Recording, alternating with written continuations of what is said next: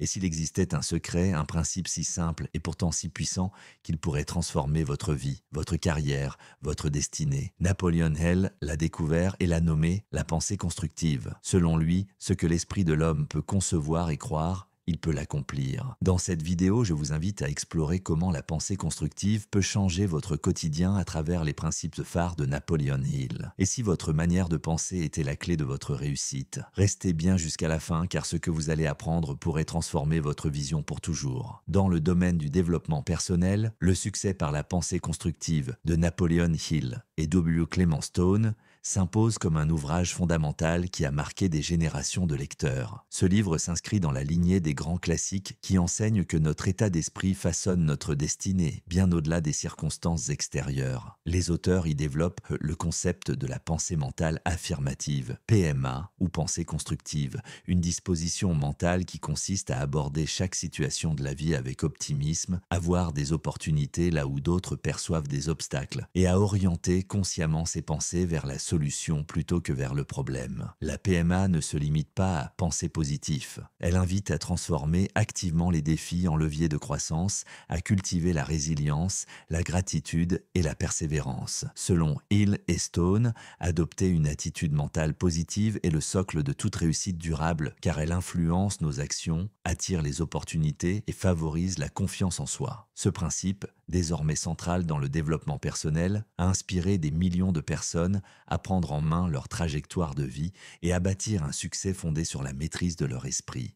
Partie 1. Fondement de la pensée constructive. Le pouvoir de l'attitude mentale positive. La pensée constructive, selon Napoleon Hill, est bien plus qu'une simple philosophie optimiste. C'est une force intérieure comparable à un géant endormi, prêt à se réveiller pour transformer radicalement notre existence. Ce concept central repose sur un principe fondamental. Nos pensées façonnent notre réalité. Changez votre manière de penser et votre santé s'améliorera. Changez votre façon de voir et les portes de l'abondance s'ouvriront à vous, affirme Hill et Stone. Cette idée révolutionnaire suggère que chaque individu détient en lui-même le pouvoir de reprogrammer son destin en modifiant ses schémas mentaux. L'attitude mentale positive, PMA, ne se limite pas à voir la vie en rose. Elle implique une approche proactive des défis. Prenons l'exemple d'Henry Ford, dont la persévérance face au scepticisme généralisé permit la création du moteur F8. Alors que ses ingénieurs jugeaient le projet impossible, Ford refusa d'abandonner, démontrant que la conviction intérieure précède toujours la réalisation concrète. Cette histoire illustre comment nos pensées influencent directement nos actions. Une mentalité constructive pousse à persévérer malgré les obstacles, tandis qu'une attitude négative conduit à l'abandon prématuré. Le véritable pouvoir de la PMA réside dans sa capacité à créer un cercle vertueux. En visualisant clairement ses objectifs, comme le recommande Hill à travers l'autosuggestion, on stimule le subconscient pour qu'il identifie des opportunités invisibles aux autres. Cette pratique n'a rien d'ésotérique. Elle repose sur le fait que le cerveau humain tend naturellement à rechercher ce sur quoi il se concentre. En orientant délibérément nos pensées vers des solutions plutôt que des problèmes, nous développons une sorte de radar mental attirant les circonstances favorables. Mais la pensée constructive va au-delà de la réussite matérielle. Hill insiste sur son impact holistique. Une mentalité positive renforce le système immunitaire, améliore les relations sociales et booste la créativité. Lorsqu'on remplace les ruminations anxieuses par des affirmations porteuses de sens, le corps tout entier se met au service de nos aspirations. Cette alchimie entre esprit et matière explique pourquoi les optimistes chroniques semblent souvent avoir plus de chance. En réalité, ils créent activement les conditions de leur succès. Le secret ultime révélé par Hill réside dans la transformation des échecs en tremplin. Les personnes à la PMA élevée, comme Thomas Edison, considèrent chaque revers comme une leçon gratuite plutôt qu'une condamnation. Cette résilience cognitive permet de maintenir le cap vers ses objectifs malgré les tempêtes, sachant que l'échec n'est qu'un feedback temporaire. En cultivant cette discipline mentale, on développe une confiance inébranlable, non pas parce que tout est facile, mais parce qu'on sait pouvoir compter sur sa capacité à rebondir. Ainsi, la pensée constructive ne nie pas les difficultés. Elle les transcende en les intégrant dans un récit porteur de croissance. Comme le souligne Hill, ce que l'esprit peut concevoir et croire, il peut l'accomplir. Cette maxime résume l'essence même du succès selon lui. Non pas un miracle, mais le fruit d'une alchimie entre vision claire, persévérance et foi en ses propres ressources intérieures. comment nos pensées façonnent notre réalité. Nos pensées façonnent littéralement la réalité dans laquelle nous évoluons, un principe central que Napoleon Hill place au cœur de son œuvre. Il explique que chaque idée, chaque croyance agit comme une graine semée dans notre esprit, influençant non seulement notre humeur, mais aussi nos choix, nos actions et finalement nos résultats. La différence entre pensée négative et positive se manifeste chaque jour dans notre vie quotidienne. Une pensée négative, par exemple, peut engendrer le doute, la peur ou la résignation, nous poussant à éviter les défis ou à abandonner face à l'échec. À l'inverse, une pensée positive nourrit la confiance, la motivation et l'ouverture, nous incitant à persévérer, à saisir les opportunités et à transformer les obstacles en tremplin. Ce principe de cause à effet entre nos pensées et nos résultats est illustré par de nombreux exemples concrets dans le livre de Hill. L'histoire de Thomas Edison en est une parfaite illustration. Alors que la plupart des gens auraient vu dans ces milliers d'échecs des preuves d'impossibilité, Edison les considérait comme des étapes nécessaires vers la réussite. Pour lui, chaque tentative infructueuse n'était pas un échec, mais une découverte de ce qui ne fonctionnait pas, le rapprochant ainsi de la solution finale. Cette capacité à interpréter les revers sous un angle constructif est typique de ceux qui cultivent une pensée positive. Ils transforment l'adversité en apprentissage, là où d'autres se laissent submerger par le découragement. Il insiste sur le fait que nos croyances, souvent forgées dès l'enfance ou par nos expériences passées, peuvent devenir de véritables barrières mentales. Les pensées négatives, répétées et entretenues, finissent par façonner une réalité limitante, où l'on se sent prisonnier de ses propres peurs ou doutes. À l'inverse, cultiver la pensée précise et positive permet de briser ce cercle vicieux. Cela commence par une prise de conscience, séparer les faits réels des suppositions, identifier les croyances qui nous freinent et choisir délibérément de porter notre attention sur ce qui nous rapproche de nos objectifs. Ce travail de clarification mentale que Hill appelle la pensée juste est la base de toute réussite durable. La science moderne confirme d'ailleurs cette intuition. Nos pensées influencent notre état d'esprit, notre santé et même la biochimie de notre corps. Visualiser le succès, pratiquer la gratitude ou s'entourer de personnes positives sont autant de stratégies qui renforcent l'attitude mentale positive et par ricochet ouvrent la voie à de nouvelles opportunités. Il nous rappelle que la maîtrise de nos pensées est notre privilège le plus précieux et que ce pouvoir, utilisé avec discernement, peut transformer radicalement notre vie. En définitive, la réalité que nous vivons n'est pas figée, elle est le reflet de notre monde intérieur. En apprenant à diriger nos pensées, à voir dans chaque expérience une occasion de progresser, nous devenons les véritables architectes de notre destinée. C'est là le message essentiel de Hill. La pensée, qu'elle soit positive ou négative, est la première cause de tous nos résultats, et chacun de nous détient la clé pour façonner sa propre réalité. Partie 2, les piliers de la réussite selon Hill et Stone. La règle d'or est le partage de l'enthousiasme. La règle d'or, telle que l'énonce Napoleon Hill, est bien plus qu'un simple précepte moral. Elle constitue un véritable levier de réussite et d'accomplissement personnel. Fais aux autres ce que tu voudrais qu'on te fasse n'est pas qu'une maxime à réciter, mais une philosophie de vie qui, appliquée au quotidien, transforme radicalement nos relations, notre environnement, et par ricochet nos propres résultats. Hill insiste sur le fait que chaque action bienveillante envers autrui est, en réalité, un investissement dans notre propre avenir. Ce que nous semons dans la vie des autres finit toujours par rejaillir sur la nôtre, parfois de manière inattendue, mais toujours avec puissance. Lorsque l'on adopte la règle d'or, on crée autour de soi un climat de confiance, de respect et de coopération. Cette attitude attire naturellement des alliés, des opportunités et un soutien sincère, car les gens sont instinctivement attirés par ceux qui agissent avec intégrité et générosité. Hill explique que le succès durable ne repose pas sur la compétition acharnée ou l'écrasement des autres, mais sur la capacité à inspirer, à motiver et à élever ceux qui nous entourent. Cette philosophie de la coopération, plutôt que de la rivalité, est à la base de toutes les grandes réussites collectives et individuelles. L'enthousiasme, selon Hill,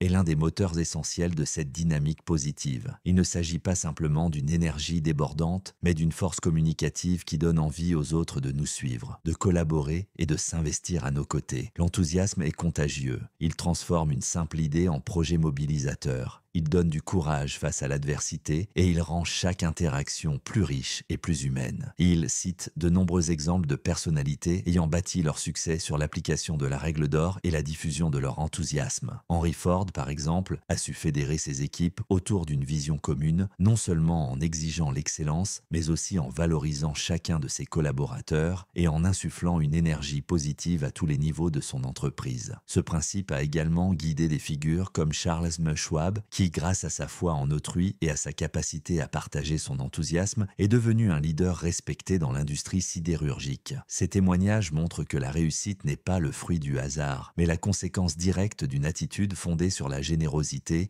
l'intégrité et la passion. Il va plus loin en affirmant que même si nos bonnes actions ne sont pas toujours immédiatement récompensées, elles laissent une empreinte durable dans notre esprit et dans celui des autres, créant un cercle vertueux qui finit toujours par porter ses fruits. En définitive, la règle d'or et le partage de l'enthousiasme sont des principes universels, intemporels et puissants. Ils nous rappellent que le véritable succès ne se mesure pas seulement à ce que l'on accomplit pour soi, mais à l'impact positif que l'on a sur la vie des autres. Adopter cette philosophie, c'est choisir de semer autour de soi les graines d'un avenir plus harmonieux, plus riche et plus épanouissant, tant sur le plan personnel que collectif. La détermination d'un but précis. La détermination d'un but précis est, selon Napoleon Hill, la pierre angulaire de toute réussite véritable. Sans objectif clair, la vie ressemble à un navire sans boussole, dérivant au gré des vents sans jamais atteindre de port. Hill insiste sur le fait que la majorité des gens échouent non par manque de talent ou d'opportunité, mais parce qu'ils n'ont jamais pris le temps de définir ce qu'ils veulent vraiment accomplir. Un objectif précis agit comme un aimant.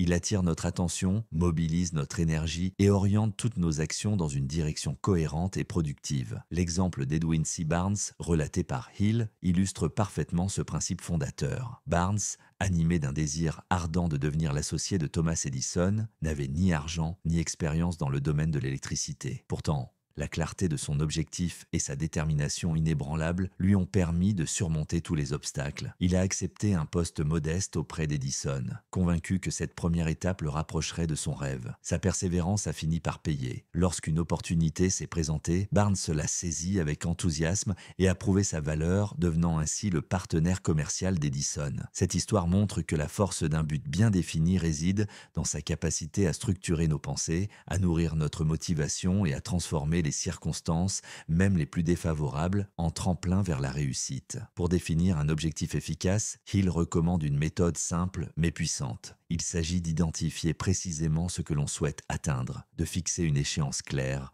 de comprendre pourquoi cet objectif est important pour nous et de déterminer les grandes lignes du plan d'action pour y parvenir. Il ne suffit pas de dire « je veux réussir » ou « je veux être riche ». Il faut préciser combien, quand, pourquoi et comment. Cette précision donne à l'esprit une cible concrète, ce qui permet de canaliser les efforts et d'éviter la dispersion. Il explique que lorsqu'un objectif est clairement formulé et ancré dans notre subconscient, il devient une obsession constructive. Notre esprit commence alors à générer spontanément des idées, des solutions et des opportunités pour l'atteindre. L'impact psychologique d'avoir un but défini est immense. Un objectif clair nourrit la confiance en soi, car il donne un sens à nos efforts et rend chaque action significative. Il permet aussi de surmonter les moments de doute ou de découragement, car il rappelle en permanence la raison de notre engagement. Hill affirme que le simple fait de visualiser son objectif, de s'y attacher émotionnellement et de le répéter chaque jour, agit comme un moteur intérieur qui pousse à l'action et à la persévérance. Pour les spectateurs qui souhaitent appliquer ce principe, un exercice simple consiste à prendre une feuille et à répondre par écrit aux questions suivantes. Qu'est-ce que je veux vraiment accomplir? Pourquoi est-ce important pour moi? À quelle date précise veux-je atteindre cet objectif? Quelles sont les grandes étapes pour y parvenir? Relisez ces réponses chaque matin et chaque soir et laissez ce but précis devenir le centre de votre attention quotidienne. En cultivant cette clarté et cette détermination, vous mettrez en marche le processus décrit par Hill, celui qui transforme un désir en réalité, une ambition en succès tangible. le pouvoir de l'autodiscipline et de la persévérance. Le pouvoir de l'autodiscipline et de la persévérance, selon Napoleon Hill, est l'un des piliers essentiels de toute réussite durable. Hill ne cesse de rappeler, à travers ses ouvrages et ses citations, que ceux qui abandonnent ne gagnent jamais, ceux qui gagnent n'abandonnent jamais. Il insiste sur le fait que la persévérance est la qualité qui permet de transformer un simple désir en réalité tangible, car c'est elle qui pousse à continuer malgré les échecs, les doutes et les obstacles inévitables sur le chemin du succès. Pour Hill, l'autodiscipline commence par la capacité à contrôler ses pensées et ses émotions. Il remarque que la plupart des gens sont dominés par leurs pulsions, leurs peurs ou leur tendance à la procrastination, ce qui les empêche de rester concentrés sur leurs objectifs. Les obstacles mentaux à l'autodiscipline sont nombreux. La peur de l'échec, le doute de soi, la recherche du plaisir immédiat ou encore l'influence négative de l'entourage. Il souligne que ces freins sont souvent hérités de l'enfance ou de l'environnement social, mais qu'ils peuvent être surmontés par une prise de conscience et un engagement ferme envers ses propres ambitions. Pour développer l'autodiscipline, il propose plusieurs techniques concrètes. Il recommande d'abord de définir des objectifs clairs et de les écrire, car cela permet de garder en tête la direction à suivre et de mesurer ses progrès. Il suggère aussi de se fixer des limites à ses activités, de se concentrer sur une tâche à la fois et de s'entourer de personnes disciplinées qui inspirent et motivent. La planification,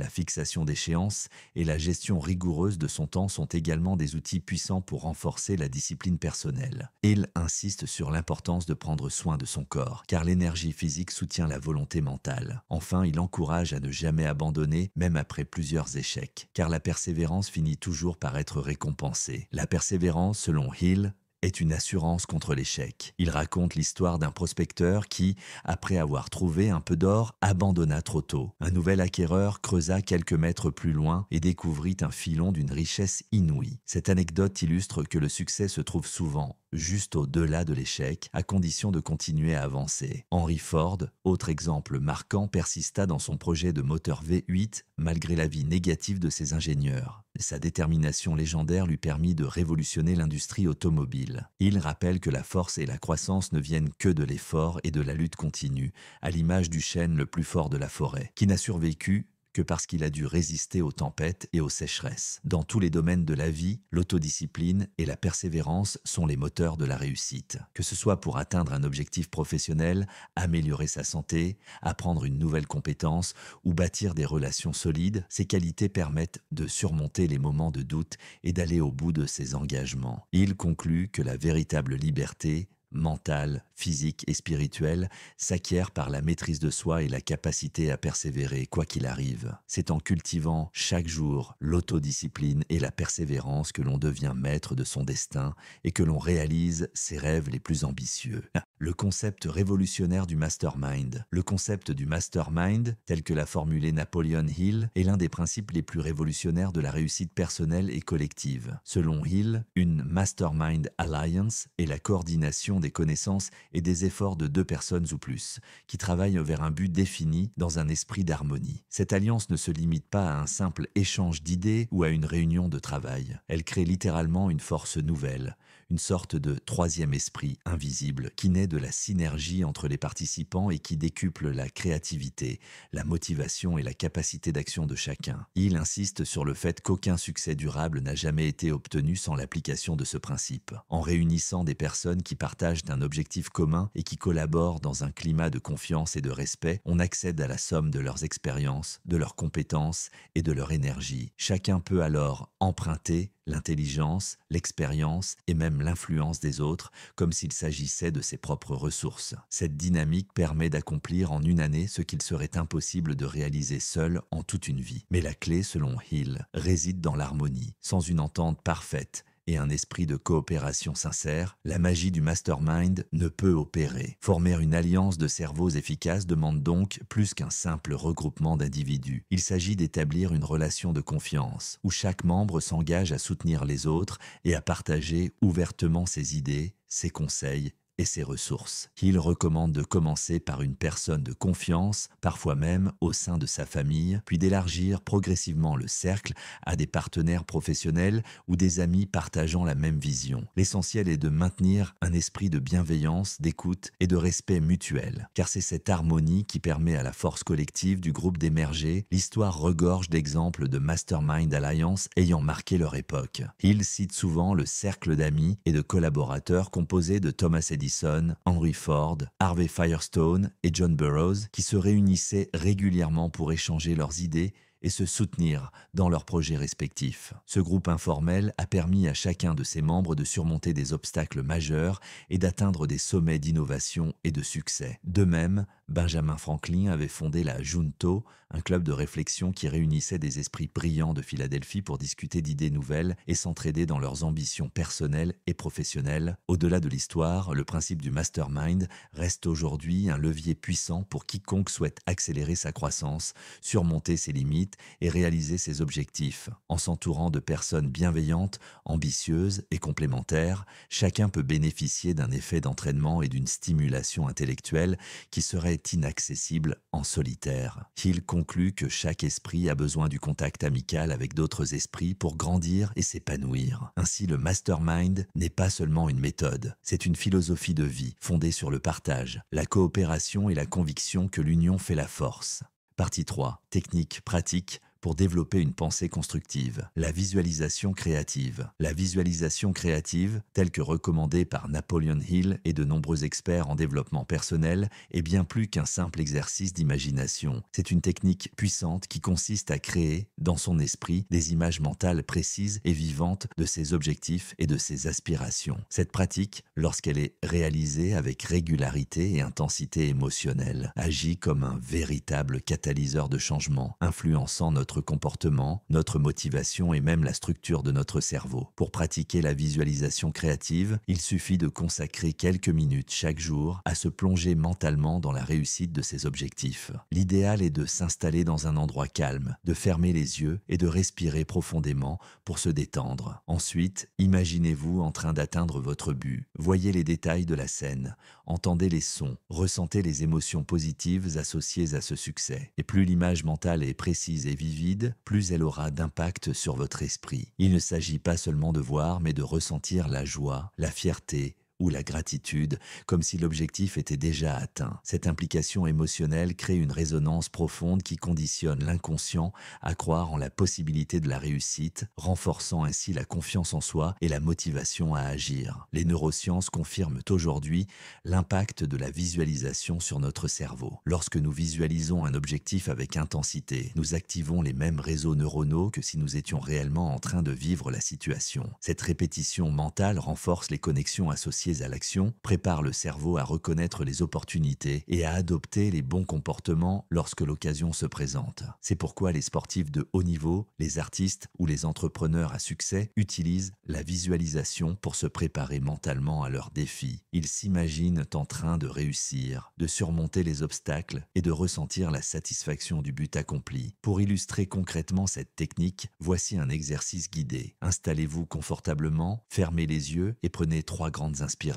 Imaginez maintenant que vous soyez dans un futur proche, ayant atteint un objectif qui vous tient à cœur. Visualisez la scène avec le plus de détails possible. Où êtes-vous? Qui est présent? Que voyez-vous autour de vous? Écoutez les sons, ressentez les odeurs, touchez les objets, laissez monter en vous les émotions positives de la réussite. Sentez la confiance et la joie vous envahir. Restez dans cette visualisation pendant 5 à 10 minutes, puis ouvrez doucement les yeux en gardant cette sensation de réussite avec vous. La clé de l'efficacité réside dans la régularité. Pratiquer cet exercice chaque jour, idéalement le matin ou avant de dormir, permet de renforcer l'engagement envers ses objectifs et de reprogrammer l'esprit pour le succès. La visualisation créative ne remplace pas l'action, mais elle prépare le terrain mental et émotionnel pour agir avec plus de confiance, de clarté et de détermination. En cultivant cette habitude, vous découvrirez peu à peu que votre réalité commence à refléter les images positives que vous avez semées dans votre esprit.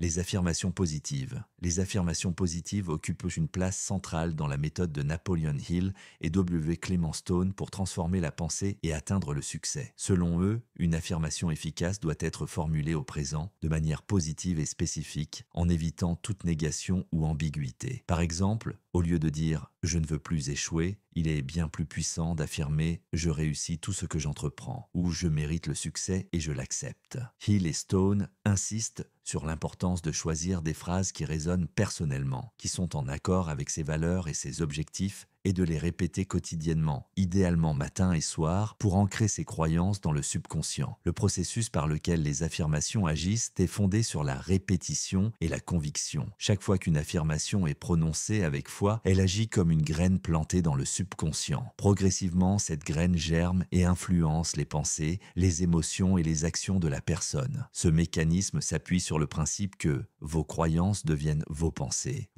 deviennent vos mots deviennent vos actions deviennent vos habitudes. Ainsi, en répétant des affirmations positives, on reprogramme son cerveau, on remplace les croyances limitantes par des convictions porteuses et l'on crée de nouveaux circuits mentaux favorables à la réussite et au bien-être. Dans Le succès par la pensée constructive, Hill et Stone proposent des exemples d'affirmations à intégrer dans sa routine quotidienne. Je me sens riche, je me sens heureux, je me sens formidable. D'autres phrases puissantes recommandées par la méthode des 10 affirmations sont « Je suis capable de réussir tout ce que j'entreprends ». Ma confiance en moi grandit chaque jour. Ou encore « Je m'ouvre à l'abondance et au succès ». Ces affirmations, simples mais profondes, sont conçues pour renforcer l'estime de soi, la confiance et la capacité à surmonter les obstacles. Elles aident à voir sa propre valeur avec bienveillance, à se libérer des peurs et des doutes et à se projeter dans une vie plus épanouie. Les témoignages abondent pour illustrer la puissance de cette pratique.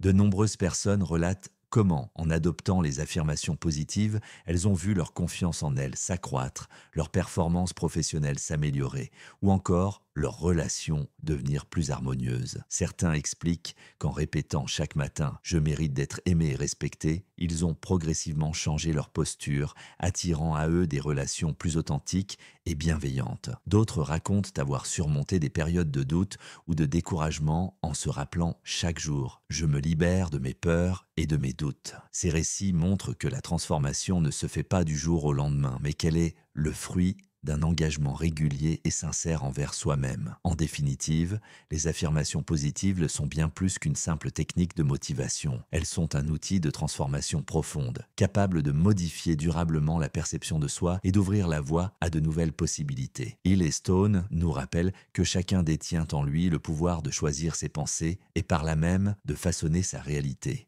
Transformer l'échec en opportunité. La vision de l'échec proposée par Napoleon Hill et W. Clement Stone est profondément novatrice et va à l'encontre des idées reçues. Pour eux, l'échec n'est pas la fin du parcours, mais le début d'une transformation. Hill affirme que les opportunités apparaissent le plus souvent sous la forme de malchance ou d'échecs temporaires. Cette perspective révolutionnaire invite à ne plus craindre l'échec, mais à l'accueillir comme un passage obligé, une étape naturelle du processus de réussite. Selon Hill, chaque revers, chaque défaite temporaire porte en lui le germe d'une opportunité nouvelle, à condition de savoir l'identifier et d'en tirer les leçons nécessaires. Exploiter le pouvoir de l'échec, c'est d'abord accepter de ne pas tout réussir du premier coup et comprendre que chaque tentative infructueuse est une source d'apprentissage. Il encourage à analyser les causes de l'échec, à ajuster ses plans et à persévérer sans relâche. Il explique que la plupart des grandes réussites sont précédées d'une série d'échecs. Ce sont ces expériences difficiles qui forgent la résilience,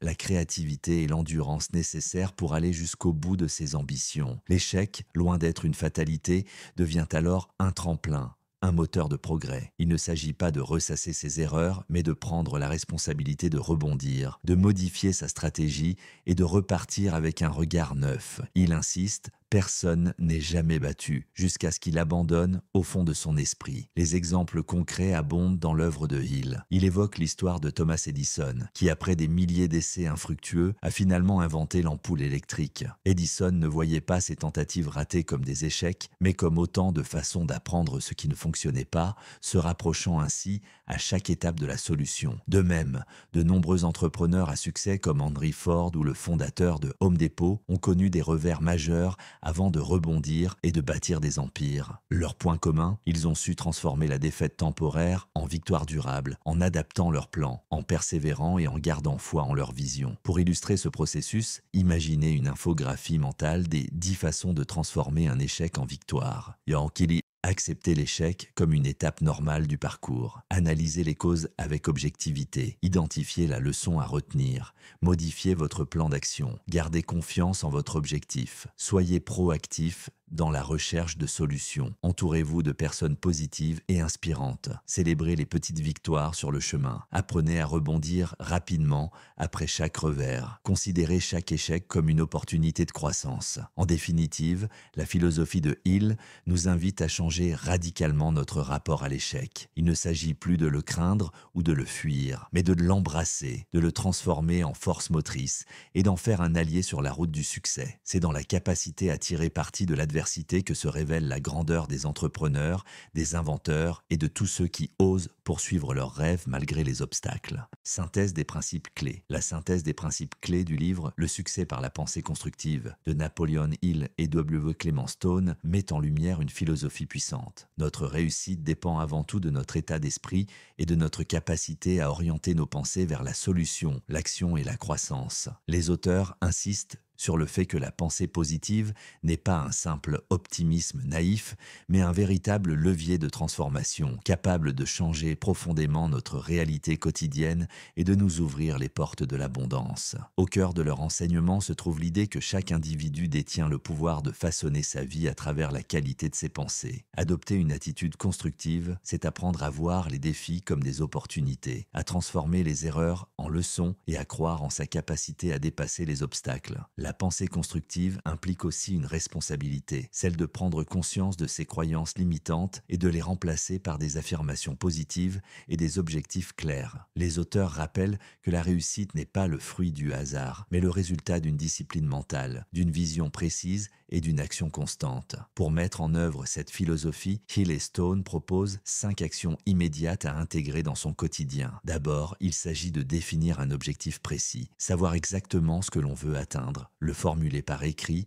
et s'y engager pleinement. Ensuite, il faut cultiver une attitude mentale positive, en surveillant ses pensées et en choisissant délibérément de se concentrer sur le positif et les solutions. Troisièmement, la persévérance est essentielle. Il faut apprendre à rebondir après chaque échec, à voir dans chaque revers une occasion de progresser. Quatrièmement, il est recommandé de visualiser régulièrement ses objectifs en s'imaginant les avoir déjà atteints afin de renforcer la motivation et de préparer le subconscient à saisir les opportunités. Enfin, il convient de passer à l'action sans attendre que toutes les conditions soient réunies, car c'est en agissant que l'on attire les circonstances favorables et que l'on construit son succès. Pour mesurer l'efficacité de cette démarche, les auteurs proposent que le concept du quotient de succès. Il s'agit d'un outil d'auto-évaluation qui permet de faire le point sur son état d'esprit, la clarté de ses objectifs, la qualité de son engagement et sa capacité à persévérer face aux difficultés. Ce quotient se mesure à travers une série de questions. Ai-je un but bien défini? Ai-je fixé une échéance? Ai-je un plan d'action? Est-ce que je contrôle mon attitude mentale? Est-ce que je donne plus que ce pourquoi je suis payé? Cette auto-analyse permet d'identifier ses points forts et ses axes d'amélioration et de suivre ses progrès au fil du temps. En répétant régulièrement ce test, on peut constater l'évolution de son état d'esprit et l'impact concret des principes de Hill et Stone sur sa vie. En somme, la synthèse des principes du livre invite chacun à devenir l'architecte de sa destinée en s'appuyant sur la puissance de la pensée constructive, la clarté des objectifs, la persévérance, la visualisation et l'action. Le quotient de succès devient alors un véritable baromètre personnel révélant le chemin parcouru et celui qu'il reste à accomplir pour transformer ses rêves en réalité. Application moderne des principes. À l'ère numérique, les principes de la pensée constructive développés par Napoleon Hill et W. Clement Stone trouvent une résonance nouvelle et une application élargie. Aujourd'hui, la rapidité des échanges, l'accès instantané à l'information et la multiplication des opportunités comme des défis exigent une adaptation constante de notre état d'esprit. La pensée constructive ne se limite plus à un simple optimisme. Elle devient un véritable outil stratégique pour naviguer dans la complexité et l'incertitude du monde digital. Adapter ces principes à l'ère numérique, c'est d'abord comprendre que l'innovation et la réussite passent par une capacité à transformer chaque problème en opportunité d'apprentissage. Les entrepreneurs modernes qui incarnent cette philosophie sont nombreux. Elon Musk, par exemple, illustre parfaitement la pensée constructive. Face aux échecs de ses premières fusées ou aux critiques rencontrées avec Tesla, il a su voir chaque revers comme une étape vers l'innovation, ajustant sans cesse sa stratégie pour avancer. Sarah Blakely, fondatrice de Spanx, a bâti son empire en transformant les refus et les doutes en moteurs de créativité, prouvant qu'une attitude mentale positive et résiliente permet de franchir les barrières, même dans des secteurs saturés ou conservateurs. Dans un contexte où l'intelligence collective et la collaboration sont amplifiées par les outils numériques, la pensée constructive prend une dimension collaborative. Les plateformes de travail à distance, les réseaux sociaux, professionnels et les communautés en ligne facilitent l'échange d'idées et la résolution collective de problèmes. La clé aujourd'hui n'est plus seulement de cultiver une attitude positive pour soi, mais de savoir la partager et la diffuser dans ses réseaux, en encourageant l'innovation, l'entraide et l'ouverture à la diversité des points de vue. Les défis contemporains, tels que l'automatisation, l'intelligence artificielle ou la surcharge d'informations, exigent aussi de nouvelles compétences, pensée critique, gestion émotionnelle, capacité à apprendre en continu et à s'adapter rapidement. La pensée constructive, dans ce contexte, consiste à voir les changements technologiques non comme des menaces, mais comme des leviers de croissance personnelle et professionnelle. Il s'agit d'adopter une posture de zigzag, comme le suggère Luc de Brabander, en acceptant de sortir des schémas traditionnels, d'expérimenter, de se remettre en question et de voir chaque échec comme une source de données pour s'améliorer. En tant que créateur de contenu, j'ai moi-même expérimenté la puissance de ces principes. Au début, face aux algorithmes changeants, à la concurrence féroce et aux critiques parfois décourageantes, il aurait été facile de céder au découragement. Mais en adoptant une pensée constructive, j'ai appris à transformer chaque difficulté en occasion d'apprendre. Chaque commentaire négatif est devenu une source d'amélioration. Chaque vidéo moins performante, une opportunité de revoir ma stratégie. J'ai aussi compris l'importance de m'entourer d'autres créateurs positifs, d'échanger sur nos réussites et nos échecs, et de rester ouvert à l'innovation, même lorsque cela signifie sortir de ma zone de confort. Finalement, appliquer la pensée constructive à l'ère numérique, c'est choisir d'être acteur de sa transformation, de voir dans chaque défi une chance de grandir et de bâtir, pas à pas, une réussite durable et partagée. C'est cette philosophie, à la fois intemporelle et résolument moderne, qui continue d'inspirer les entrepreneurs, les créateurs et tous ceux qui veulent façonner l'avenir avec optimisme et détermination.